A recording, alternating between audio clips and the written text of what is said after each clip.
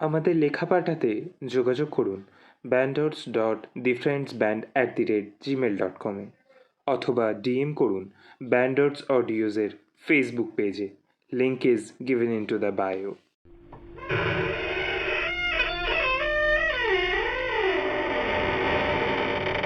স্বাগত ব্যান্ডর্স অডিওজে।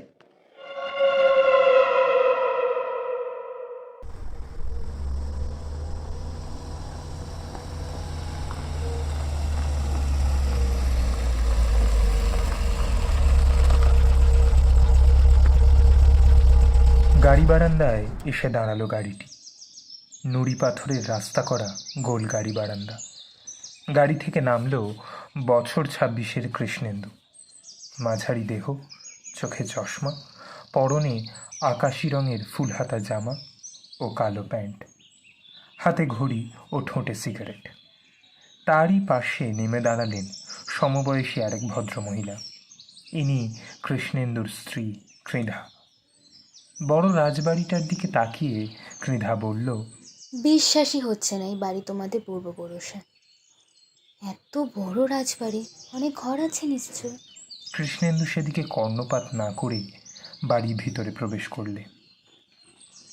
পূর্ব থেকে পশ্চিমে প্রায় 10 বিঘা জায়গায় বাড়িটির হাড় কঙ্কাল বার করে দাঁড়িয়ে আছে। রক্ষণাবেক্ষণের অভাবে বাড়িটি জরাজীর্ণ অবস্থায় পড়ে আছে।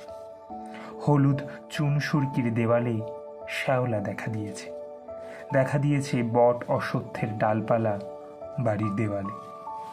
সেকেলে আদর্শ বাগানটি এখন সাপ খোপের আদর্শ আস্তানা হয়ে উঠেছে, তার বোঝাতে হলো না।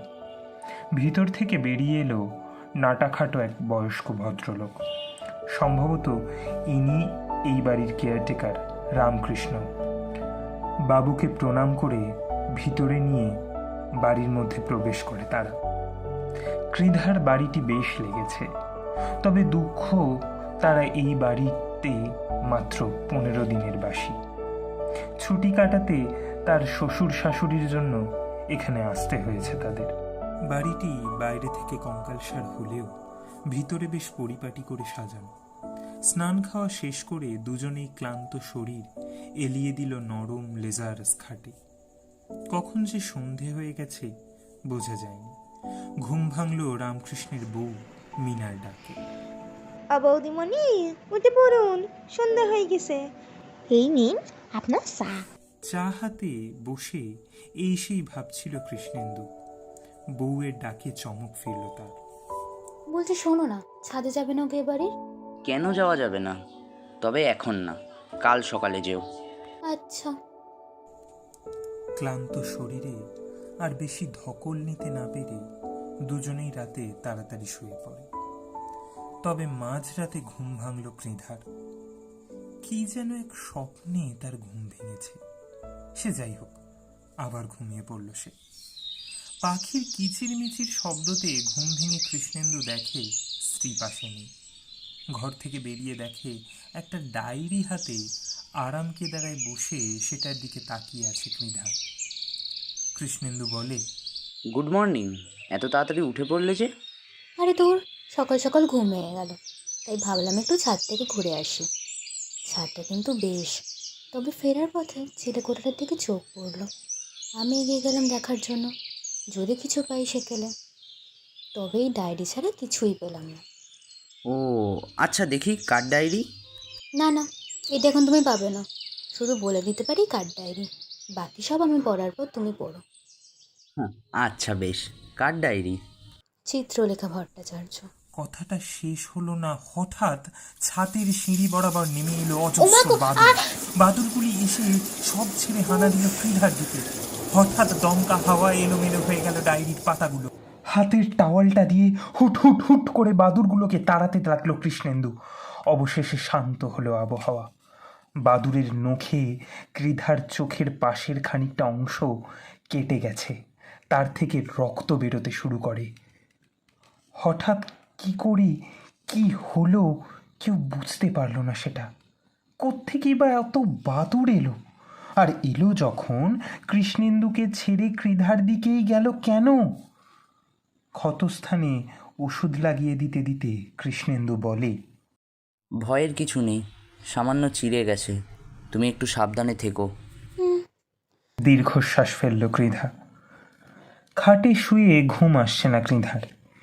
কি হলো তখন এই নিয়ে ভেবে যাচ্ছে সে। এমন সময় মনে পড়ল ডায়েরিটার কথা। পাশেই টেবিলে সেটা পড়ে আছে।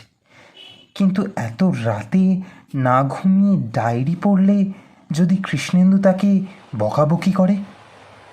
তবে কি করবে যদি ডায়েরিটা পড়ে একটু ঘুম আসে? এই ভেবে নিচে নেমে চেয়ারটা টেনে বসে পড়ে সে এবং ডায়েরির পাতা উল্টাতে থাকে।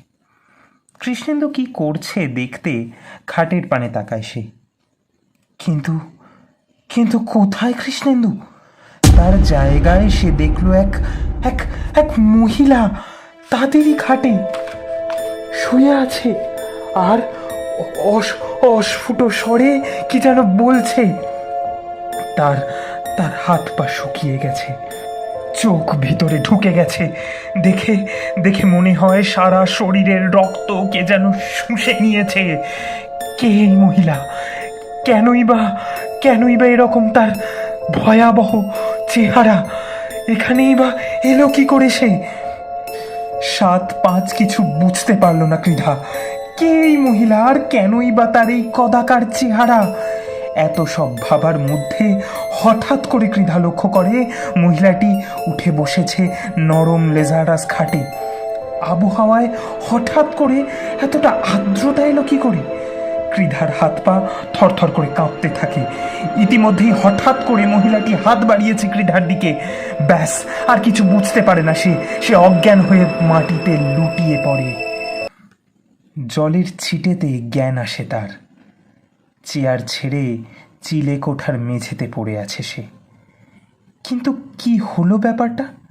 সে তো ছিল ঘরে, এখানে এলো কেমন করে? কৃষ্ণেন্দু মুখের দিকে তাকিয়ে প্রশ্ন করে, কৃধা, তুমি অত রাতে এখানে কি করছিলে? আর তোমাকে বলেছিলাম তো এই বাড়ির ছাদে রাতের বেলা আসবে না, তাও শুনলে না। কৃধা বলে, তো বিশ্বাস করো, আমি এখানে আসিনি। আমি ঘরে বসেই ডায়েরি পড়ছিলাম, কিন্তু হঠাৎ যে কী করে এখানে এলাম আর কিছুই মনে পড়ছে না আমার। ঠিক আছে, হবে সব, নিচে চলো, ফ্রেশ হবে। স্নান ঘরের দিকে চলে যায় কৃধা। বড় চিন্তায় পড়ে গেছে কৃষ্ণেন্দু এ বাড়িতে আসা থেকেই। একটা একটা বিপত্তি সব কৃধার উপরেই আসছে। ঈশ্বর কি চান কে জানে। এটা সেটা ভাবতে ভাবতে টেবিলের উপর রাখা ডায়েরিতে চোখ পড়ল কৃষ্ণেন্দুর। ডায়েরিটা পড়ার উদ্দেশ্য নিয়ে চেয়ারটা টেনে ডায়েরিটা হাতে তুলতে যাবে, ইতিমধ্যেই কৃধা ঘরে ঢুকেছে সে জানে না। ডায়েরিটায় হাত দিতেই কৃধা চেঁচিয়ে উঠল, একদম ছবে না ওটাকে। পিছনে ঘুরে কৃধার দিকে দেখতেই অবাক হলো কৃষ্ণেন্দু। অগোছালো চুল হাওয়ায় উড়ছে, চোখ রক্ত জবার মতো লাল। এক ছুটে এসে হাত থেকে ডায়েরিটা কেড়ে নিল কৃধা, আর সেটাকে জড়িয়ে ধরে আবার অজ্ঞান।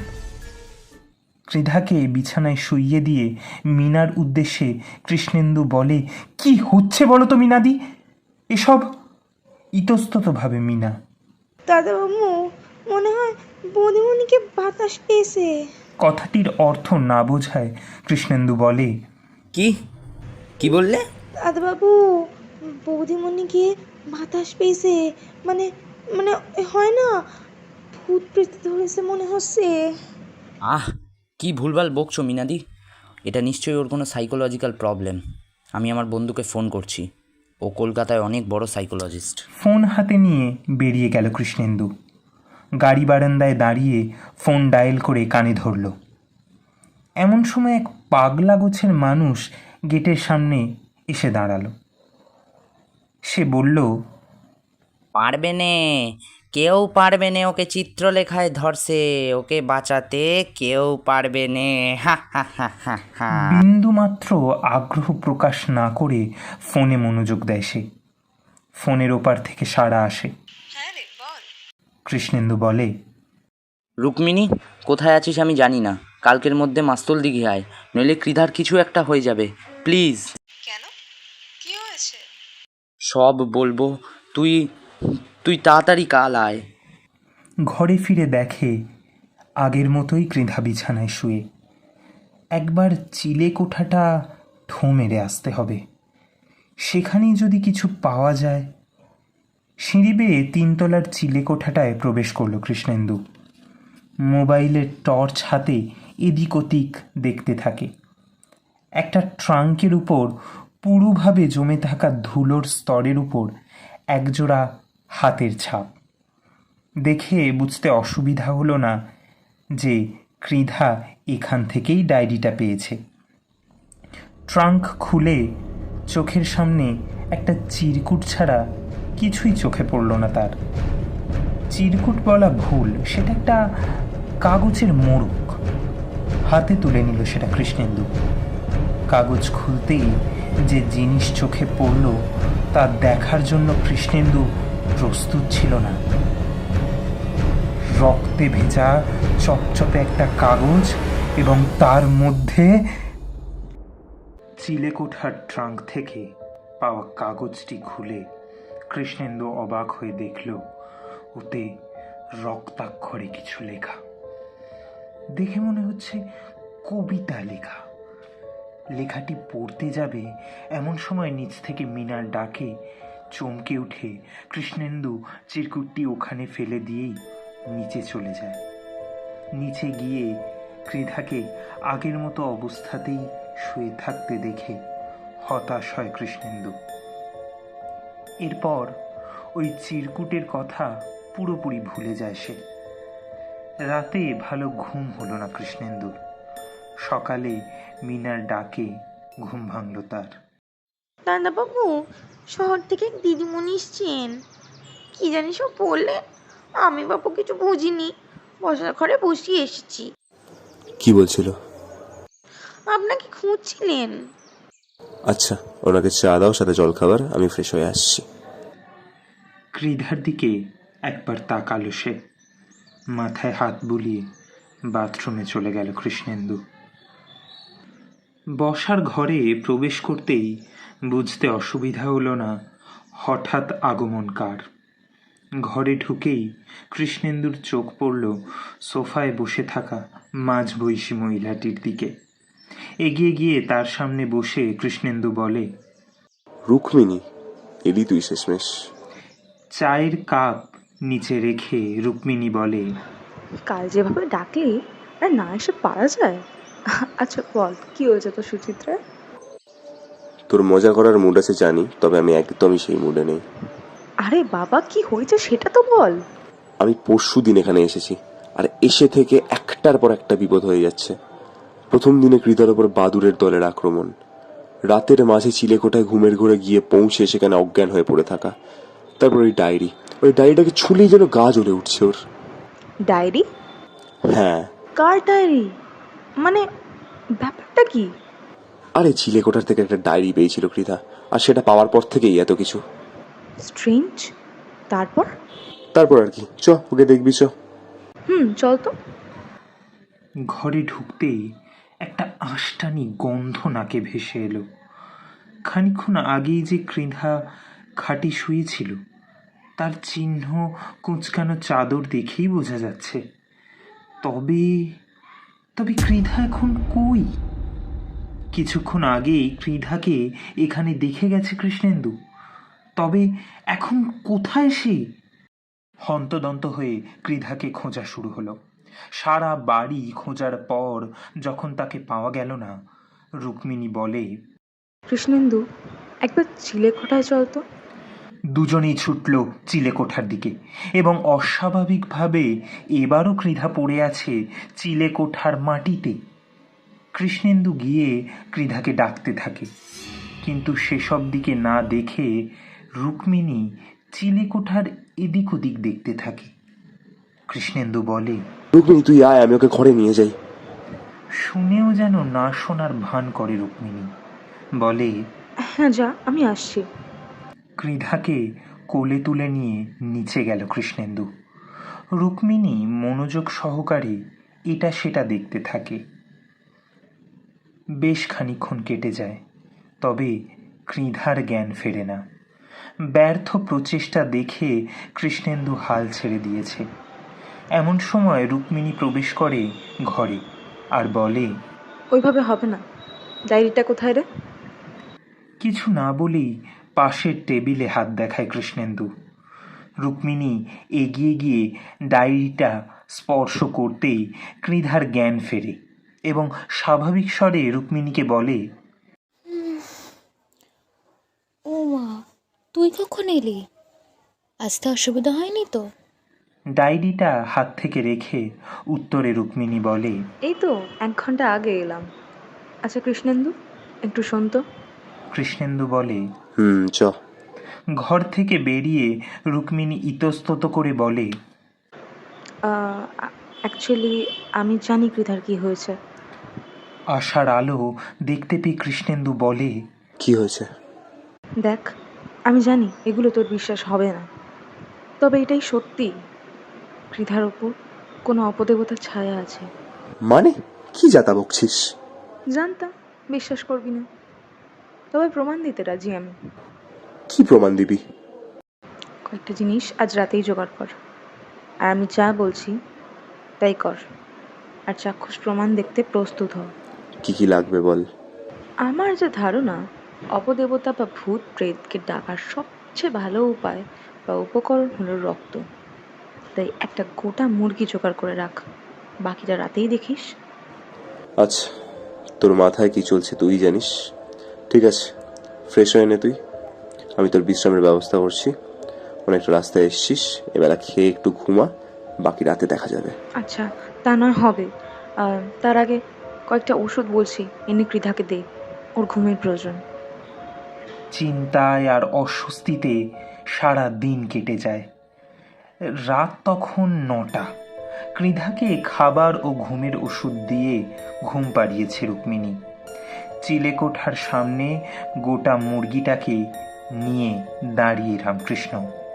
রুক্মিণী বলে, দেখো, এখানে যা হবে তা দেখে কেউ ভয় পাবে না, আর কেউ যেন এই ব্যাপারে না জানে। মিনা বলে, দিদিমণি, আমি আগেই বলেছিলুম বৌদিমণিকে বাতাস পেয়েছে, কিন্তু দাদাবাবু শুনলেন কই? রুক্মিণী বলে, ঠিক আছে ঠিক আছে, এবার যা বলছি সেটা করো। রামকৃষ্ণ, তুমি মুরগিটাকে চিলেকোঠার মাঝে নিয়ে গিয়ে মেঝেতে রেখে এক কোপে নামিয়ে দাও তার গলা। যে আজ্ঞে দিদিমণি। কথা অনুযায়ী কাজ হলো। রুক্মিণী কৃষ্ণেন্দুকে বলে, তুই মুরগির মাথাটা হাতে নিয়ে এমনভাবে নিচে নাম যেন তার একটা একটা রক্তের ফোঁটা সিঁড়িতে পড়ে। তারপর কি করবি তোর তো জানাই আছে, যা এবার। কথা মতো কাজ হলো। রক্তের ফোঁটা ফেলতে ফেলতে মুরগির মাথা সমেত কৃষ্ণেন্দু গিয়ে দাঁড়ায় ঘরের সামনে, যে ঘরে রয়েছে ঘুমাচ্ছন্ন তার স্ত্রী।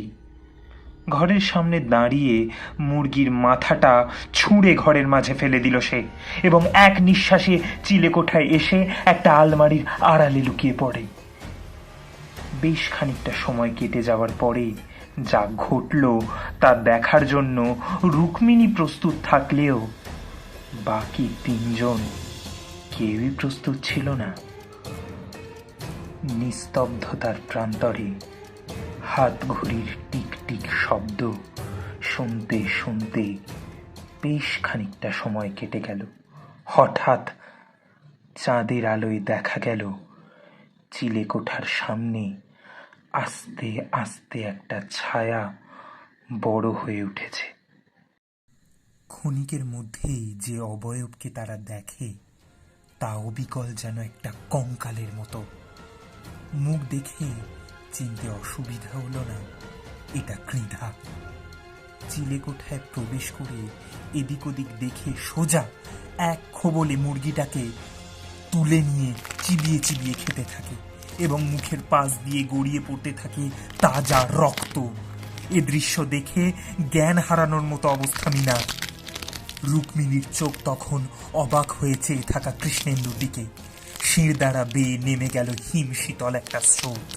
শেষমেশ কৃধা জ্ঞান হারালে শেষ হয় সেই পৈশাচিক কর্মকাণ্ড। রক্তে মাখামাখি তখন চিলেকোঠার মেঝে, তারই এক পাশে অজ্ঞান হয়ে পড়ে আছে কৃধা। কিছু না ভেবেই ধরাধরি করে তাকে ঘরে এনে শোয়ানো হলো। মাথায় হাত দিয়ে কান্নায় ভেঙে পড়ে কৃষ্ণেন্দু।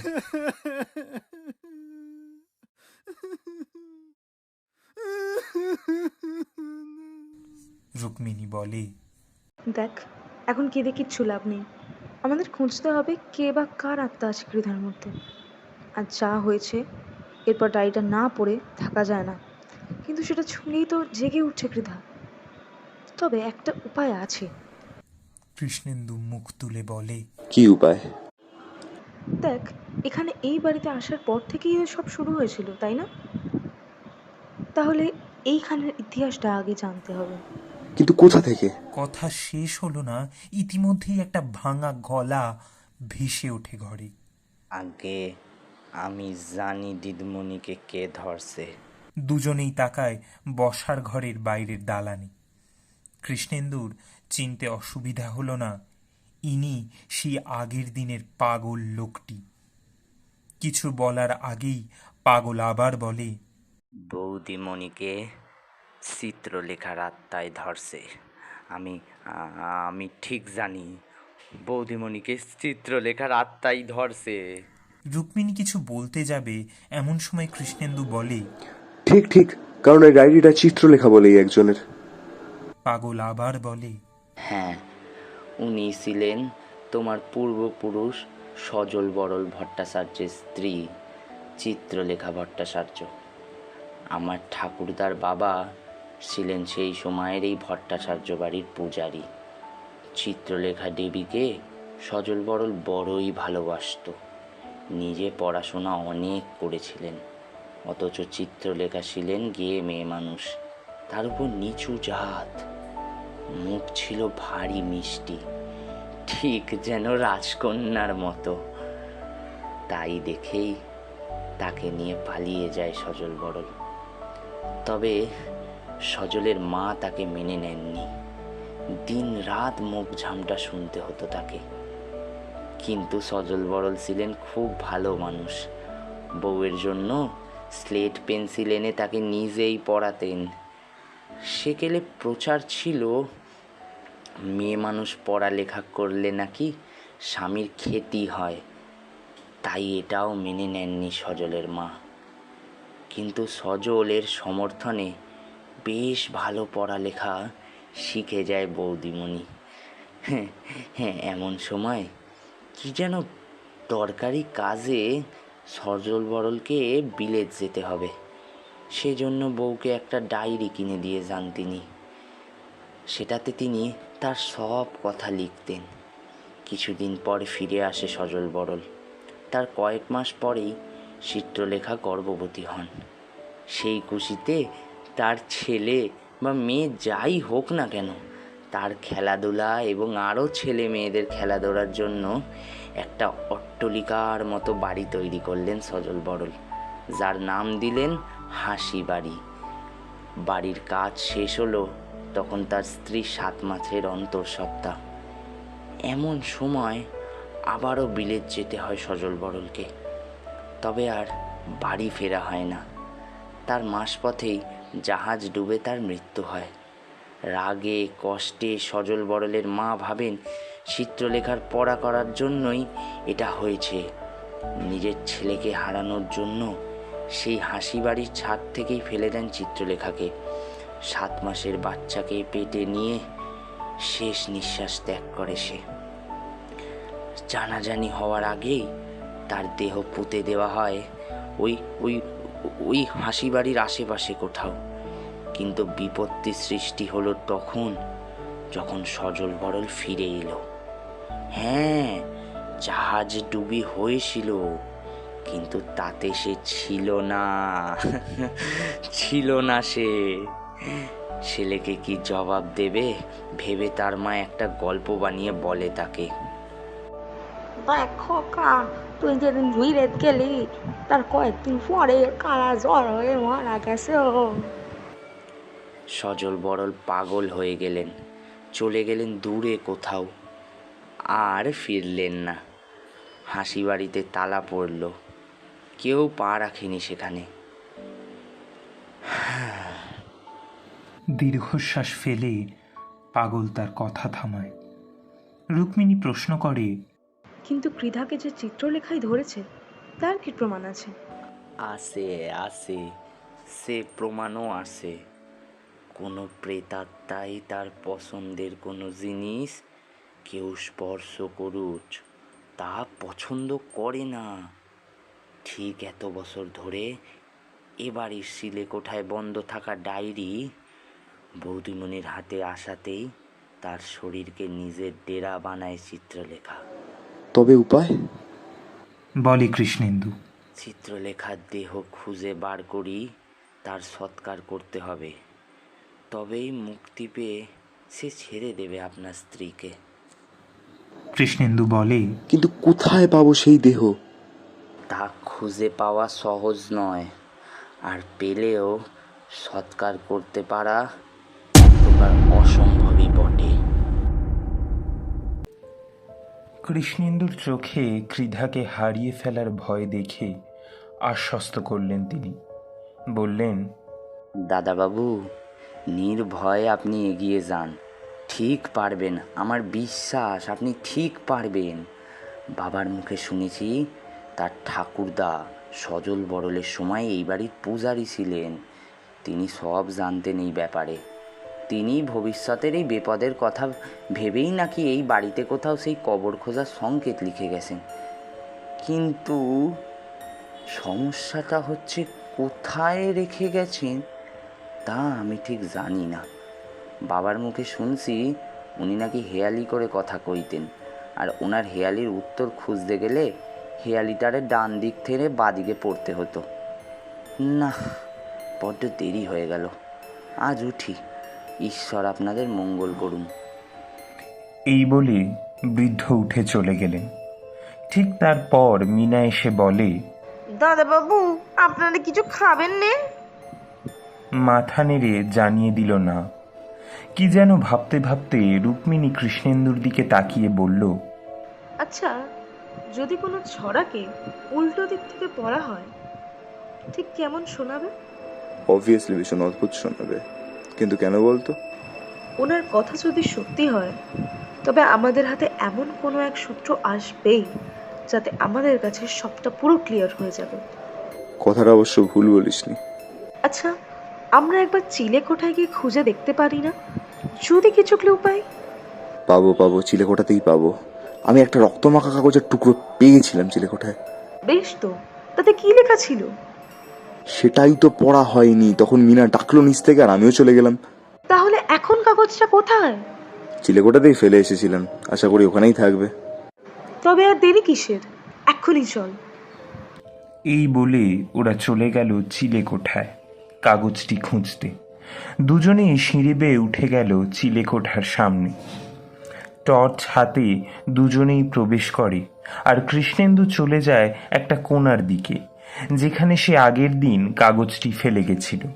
কিন্তু হতাশার বিষয়, সেখানে কাগজটি আর নেই। কিরে, পেলি? আমি এখানেই ফেলে গেছিলাম, কিন্তু এখন আর এখানে দেখতে পাচ্ছি না।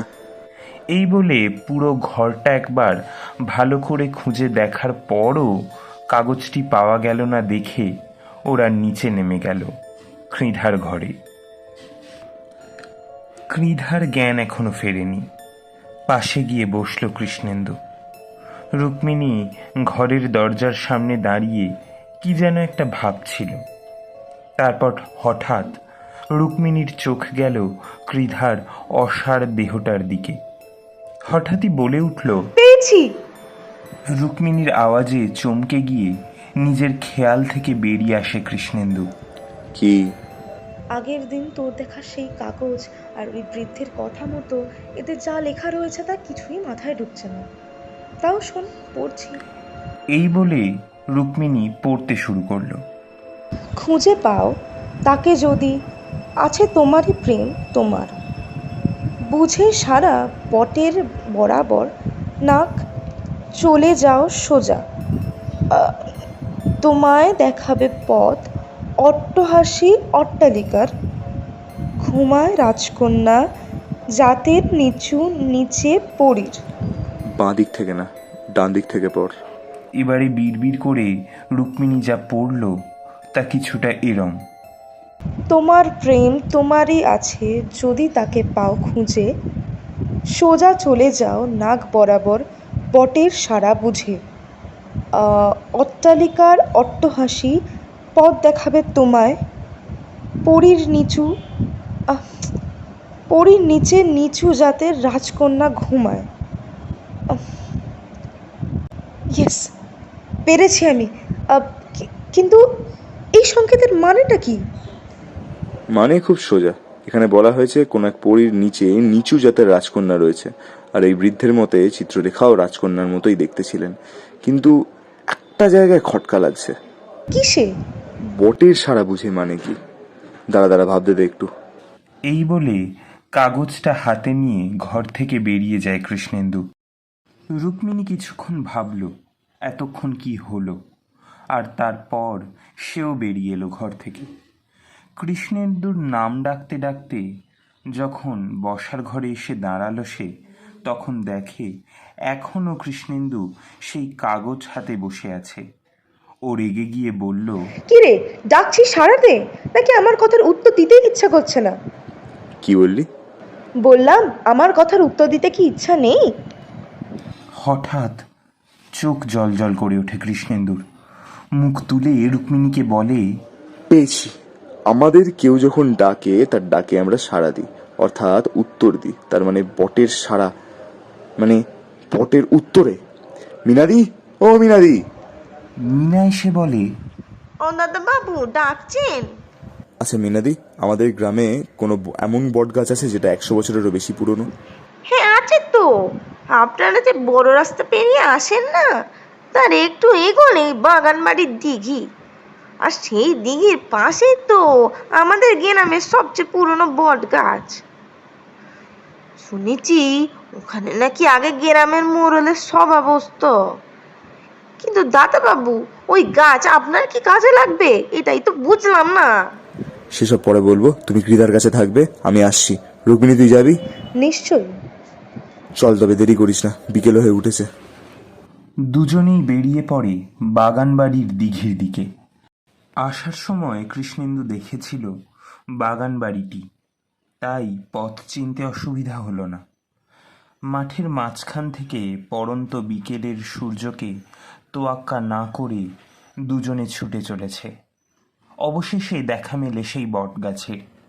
দিঘির পাড়ে সোজা হয়ে দাঁড়িয়ে আছে কালের নিয়মকে অগ্রাহ্য করে। তার থেকে নেমে এসেছে বেশ কিছু বটের ঝুড়ি, তার শাখা প্রশাখায় নাম না জানা পাখির বাসা। দিন শেষে মাথার উপর থেকে উড়ে গিয়ে বাসায় বসবে অনেক পাখি। সময় নষ্ট না করে তারা গিয়ে দাঁড়ায় বটের সামনে। এবার ধাঁধা অনুযায়ী উত্তর দিকে মুখ করে তারা এগোতে থাকে। মাঠের মধ্যে দিয়ে এবার ধীর গতিতে তারা এগিয়ে চলেছে। সূর্য তখন পশ্চিম আকাশে জ্বলজ্বল করছে। লাল রঙের আকাশের দিকে দেখে বোঝা যায়নি কি বিপর্যয় আসছে তাদের দিকে। ঝোপঝাড় পেরিয়ে খানিকটা এগোতেই একটা বড় জংধরা গেট নজরে পড়ল, যার ফলকে লেখা হাসিবাড়ি, স্থাপিত কার্তিক 1329। বুঝতে অসুবিধা হলো না এ বাড়ি আজ থেকে 100 বছর আগের, অর্থাৎ 1922। গেট পেরিয়ে তারা যখন বাড়ির সামনে উপস্থিত হলো, তখন চোখে পড়ে আরও একটি ফলক, যাতে লেখা অট্টহাসি হেসেই দেখো কোন দিকে যাও তুমি। রুক্মিণী বলে, এটা আমি বুঝেছি, দাঁড়া। হা হা হা হা হা হা হা। অট্টহাসি হাসে রুক্মিণী, আর কি যেন অজানা কারণে হাসির শব্দ শুধু পূর্ব দিকে প্রতিফলিত হচ্ছে, যেন যেন এক অদ্ভুত অদৃশ্য দেওয়ালে আওয়াজ লেগে ফিরে যাচ্ছে। রুক্মিণী বলে, চল। বলে পূর্ব দিকে হাঁটতে শুরু করে।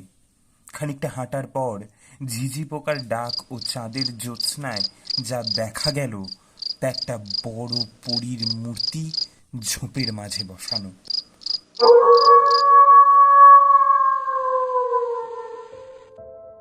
মূর্তির হাতে একটা আধহেলানো কলসি এবং তার ভিতর দিয়ে জলের বদলে বেয়ে পড়ছে একটা পাথরের সাপ। খুব খুব কদাকার সেই পরিমূর্তি। ঝোপ পরিষ্কার করে ঠিক পরীর মূর্তির নিচটায় একটা লাঠির মাধ্যমে খুঁড়তে থাকে কৃষ্ণেন্দু। রাতে বৃষ্টির কারণে মাটি ভেজা। কিছুটা খুঁড়তেই খট করে একটা আওয়াজ হলো। মাটি সরিয়ে যা দেখা গেল তা দেখে গায়ের রক্ত হিম হয়ে গেল ওদের। মাটি সরিয়ে যা দেখা গেল তা তা তা অবিশ্বাস্য। একটা একটা বাক্স দেখে যা মনে হলো একটা একটা কফিন। মাটি সরিয়ে তা উপরে তুলল দুজনে। কফিনের উপরের ঢাকাটা একটু একটু ক্ষয়ে গেছে। একটা বড় পাথর দিয়ে সজোরে ঠুকে ঢাকাটা ভেঙে ফেললে দিল কৃষ্ণেন্দু। ভিতরে লাল শাড়ি পরানো একটা নারী কঙ্কাল, হাতের পাশে ভাঙা শাখা ও পলা। বড় বড় কষ্টে মৃত্যু হয়েছিল চিত্রলেখার। আজ তার আত্মা মুক্তি পাবে। এই ভাবতে ভাবতে হঠাৎ চমক ফিরল কাঁধের ওপর একটা হাতের স্পর্শতে। পিছনে ঘুরেই দেখে সেই বৃদ্ধ। রেগে গিয়ে বলেন, আপনারা জানেন কত বড় বিপদ ডেকে এনেছেন আপনারা? 100 বছর ধরে মাটির তলায় থাকা তার দেহ আজ প্রাণবায়ুর স্পর্শ পেয়েছে। তাই এতক্ষণে বোধহয় সে টের পেয়ে গেছে। বাড়িতে কেউ নেই তো? ইতস্ততভাবে কৃষ্ণেন্দু বলল, মিনাদি আছে কৃধার কাছে, আর রামকৃষ্ণ বাড়িতে। সর্বনাশ! ওদের অনেক বিপদ। তাড়াতাড়ি চলুন, তাড়াতাড়ি বাড়ি চলুন। কিন্তু এই দেহটার কি হবে? ও নিয়ে ভাবতে হবে না। আমার সাথে চলুন। আমার 2জন ছেলা আছে, ওরা এই বটতলায় নিয়ে গিয়ে পুজোর জোগাড় করবে। তোমরা নিশ্চিন্তে থাকো। এবার চলো বাড়ির দিকে। এই বলে বাড়ির পথে হাঁটা শুরু করে তারা। মাঠ পেরিয়ে দিঘি পেরিয়ে এগিয়ে যেতে থাকে তারা। অবশেষে হাতঘড়ির সময় যখন রাত 8টা, তারা বাড়ির সামনে পৌঁছালো। আধারে আচ্ছন্ন বাড়িটা মাথা তুলে দাঁড়িয়ে আছে চাঁদের আলোকে উপেক্ষা করে। কৃষ্ণেন্দু বাড়িতে ঢুকতে যাবে এমন সময় তাকে বাধা দিয়ে বৃদ্ধ বলে, দাঁড়ান দাদাবাবু, যাবেন না। ও বাড়ি এখন আর বাড়ি নেই, ওটি একটি মৃত্যুপুরী। কথা শেষ হলো না, তার মধ্যেই ভিতর থেকে আর্ত চিৎকার শোনা গেল। শব্দ শুনে যা বোঝা গেল এ গলা কৃধার না, এটা মিনার গলা। ঝোলা থেকে একটা গুঁড়ো জাতীয় বস্তু বার করে বাড়ির সদর দরজা বরাবর একটা দাগ টেনে দিয়ে বৃদ্ধ বলেন, তাড়াতাড়ি বটতলার দিকে চলুন, অনেক দেরি হয়ে গেছে। কথা মতো আবার পথ চলা শুরু তাদের। বেশিক্ষণ লাগলো না সেখানে পৌঁছতে। তবে সেখানে যে দৃশ্য তাদের চোখে পড়ল তা একেবারে অপ্রত্যাশিত। বৃদ্ধর 2 চেলার দেহ ঝুলছে গাছের ডালে। দেহে প্রাণের চিহ্ন নেই, চিত্রলেখার কঙ্কালও নেই সেখানে। বৃদ্ধ আবার বলেন, এখানে আসতে বড্ড দেরি হয়ে গেছে আমাদের। শুনুন, আপনারা শুনুন মন দিয়ে। আমি এবার পুজোয় বসবো। যতক্ষণ না পুজো শেষ হবে আপনারা কেউ আমার টানাগণ্ডির বাইরে বেরোবেন না। বলে পুরো গাছটিকে গোল করে একটা গণ্ডি টেনে দিলেন। গাছের গোড়ায় বসে বৃদ্ধ আবার বলেন, মনে রাখবেন, সেই প্রেতাত্মা বিভিন্ন রূপ ধরে আপনাদেরকে এই গণ্ডির বাইরে বার করার চেষ্টা করবে, কিন্তু আপনারা ভুলেও এই গণ্ডির বাইরে পা রাখবেন না। আর হ্যাঁ, মনে রাখবেন, খুব বেশি ভয় লাগলে মনে মনে তারক ব্রহ্ম নাম জপ করবেন। কেউ বেরোবেন না গণ্ডির বাইরে। পুজো শুরু হলো। বৃদ্ধ মাঝখানে জ্বলা আগুনের মধ্যে রঙিন গুঁড়ো ছেটাতে ছেটাতে মন্ত্র পড়তে থাকেন। কোনো এক অজানা ভয়ে সারা গায়ে কাঁটা দিয়ে ওঠে ওদের। এরপর কতক্ষণ সেই পুজো চলেছিল মনে নেই। মাঝখানে বসে থাকা বৃদ্ধ তার মন্ত্র পড়া বন্ধ করেন। এমন সময় গাছের ডালে ঝুলে থাকা দুটো মৃতদেহ মাটিতে পড়ে যায় এবং কোথা থেকে এক কালো বিড়াল ধেয়ে এসে মৃতদেহগুলোর পেট থেকে নাড়ি ভুঁড়ি বার করে খেতে থাকে। মুখে লেগে আছে কাঁচা রক্ত। ভক্ষণ শেষে লেজ গুটিয়ে মেয়াও বলে লাফিয়ে গণ্ডির বাইরে বেরিয়ে গেল। এই দেখার পর বৃদ্ধর দিকে চোখ পড়ল দুজনের। গাছে হেলান দিয়ে বসে আছেন বৃদ্ধ, চোখ বিস্ফারিত, নাক কান এবং মুখ থেকে বেরিয়ে আসছে রক্তধারা। বুঝল মানুষটা ওদের বাঁচিয়ে নিজে চলে গেলেন। আর কিছু না ভেবে বাড়ির দিকে এগিয়ে যায় তারা। বাড়ি ফিরে দেখে কৃধার মুখেও রক্ত লেগে, মেঝেতে মিনার মাথা কাটা দেহ। রামকৃষ্ণর ঝুলন্ত দেহ আবিষ্কার করা হলো চিলেকোঠার কড়িকাঠে। ব্যাস, সেই অভিশপ্ত বাড়িতে আর একদিনও না। কৃধাকে নিয়ে কলকাতায় ফেরে কৃষ্ণেন্দু। এইসব কোনো কথা কৃধা জানে না, আর জানবেও না।